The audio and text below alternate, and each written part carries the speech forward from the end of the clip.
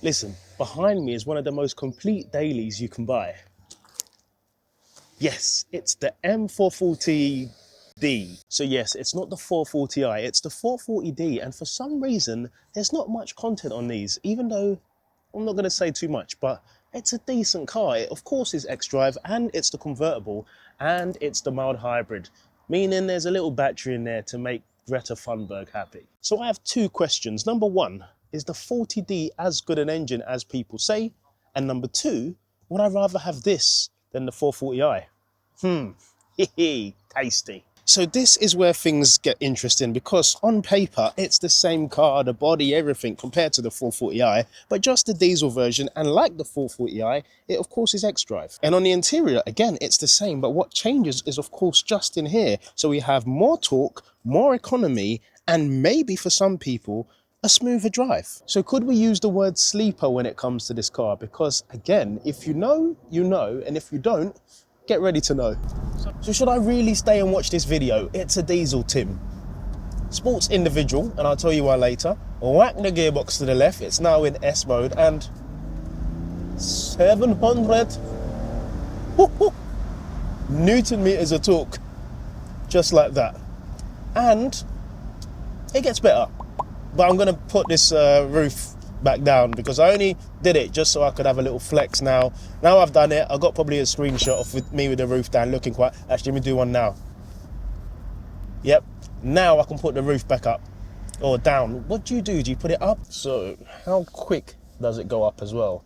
Is it that way? No, we got to push it down. If you're claustrophobic, you can still hear noise though. Oh no, sorry, that's the fan. The warm neck fan. So that 700 Newton meters of torque is for moments like this, where you just need to pull out and get out of a pickle. Now, thanks to, of course, this being a new car, it also means that it's got sound coming through the speakers, which means you don't really hear the not so nice diesel noise. You actually hear something like this. And that, I don't mind for once. Usually we don't like the sound coming through the cabin because this is a great place to break down, of course. The reason why we don't like the noise is because it's quite annoying. It sounds like a bee, but when it's a diesel owners, please don't be offended. I much prefer the sound coming through the speakers than the sound of the engine when pushing on. I don't mind that at all. And yes, that 700 Newton meters of torque is noticeable. And because this is of course the ZF8, when we do bang it back into comfort, and of course it's in drive and not in manual, it's one of the silkiest, smoothest gearboxes known to mankind. And of course I have owned two cars with a ZF8 gearbox, and what I can say is it's just a great gearbox. You have quite a few variants, and I think Audi have even used it in one of their cars, whether it's the RS5 or the S5. I put out a video of recently, and I mentioned about the S-Tronic, and they were like, nope, wrong gearbox. So thank you, that man. And this, of course, is the ZF8, which is in Audi, so everybody knows. Everybody loves it. Hey, it's a free-for-all on a ZF8 gearbox. Silky smooth. Now, because of that 700 Newton meters of torque, it means you don't need to smash your foot down, because if you go halfway, technically that's about 350 Newton meters of torque, which is plenty. Case in point. Nice. And I'm not even trying. And that's the joy of a car like this. It's usable power. It's usable day to day, and it's easy to get on it. You don't have to press 17 million buttons to get access to sports mode, even in comfort, because of that 700 Newton meters of torque. It's there and it's ready on tap. Now, in sport, which is where I run the car when I'm pushing on a bit, even though you can just leave it in comfort, as I said, but if you want the stiffer steering feel, go into sport. Of course, go into sports individual and customize it. And when you do go and customize it, put the dampers in soft, because this, of course, has adaptive suspension. And because it has adaptive suspension, you can have it in soft, smooth suspension, but sports plus throttle, meaning you get all of that nice sharp power coming through, because again, it does only have 335 brake horsepower, so it's not powerful. But that shove, like I said, that shove's all you need. Just get out of here and I'll show you what I mean. Pairing that shove with xDrive does this. Oh! And it's endless, especially if you short shift. And I'm not telling you to race the car because it does only go up to 5,000 RPM. But if you go through the gears, we're in second gear now, second, third, fourth, and we're at 50 miles an hour already, it feels plenty. So now this is the funniest part of this car. Oh my God, we still have the stickers on the side sills. That's cool. So just like the 440i engine, the B58, we have a 3-litre 6-cylinder paired with the ZF8 gearbox and of course xDrive, meaning grip all year round. But this is where things get silly. 335 brake horsepower, and listen to this, talk to me. It's got 700 Newton meters of torque. That is serious. And this purple cable here means that it's got mild hybrid assistance, which means you'll have around 45 to 50 mpg without even trying. That is decent. 700 Newton meters of torque, 45 to 50 mpg. It's a good daily, it's powerful and easy to drive. What more do you want? I'm gonna stop touching this purple cable before I vault myself. Do you get it?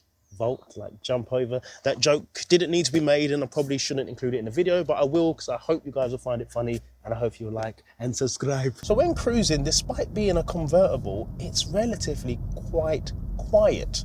And I love that. Because at the end of the day, you're going to have your phone calls on there with your wireless Apple CarPlay and all of your fancy creature comforts. And the last thing you want to do is have a convertible that lets loads of noise in. And as I said, thankfully, this does a very good job at shielding you from passing cars and whatever noise is going on outside, like a inefficient 440i. So in terms of performance, the key word I would say is effortless. And because it's a diesel, it doesn't shout about it. The 440i, great car. I own 2 B58s, so I know all about that engine and how beautiful it sounds. That's a bit noisy compared to this. This is just trying to get on with its business, clock in, clock out, and be happy as Larry. And I love that about this car. You could have all of this performance slip under the radar, and then when you're ready, a little shove off the right pedal and you're back at the races. So if you ask me, performance wise, I would say it's on par. I think the 440i has around 500 Newton meters and around 350 or 60 horsepower, and this has 700. So I'd say it's on par, if not a bit more from this, which is very dangerous to say. I'm going to turn the comments off in this video so no one can say anything. Maybe if you could opt for it, I'm going to say something very controversial here, is when you go from having the convertible, the roof down, to then putting the roof up, it does feel very dark. Very dark. So either the headlining could do with being brighter, or of course choose a different spec. But I could live with this, bearing in mind this is my daily, and on days like this, if I'm not recording, this roof is down. When I finish and I turn this cameras, I'm taking the roof down, bro. So spec talk, you have to get it right with this. This has got the Shadowline Plus pack, the technology pack, and the comfort pack. So it's properly equipped. You've also got nice creature comforts like your heated steering wheel and your air collar.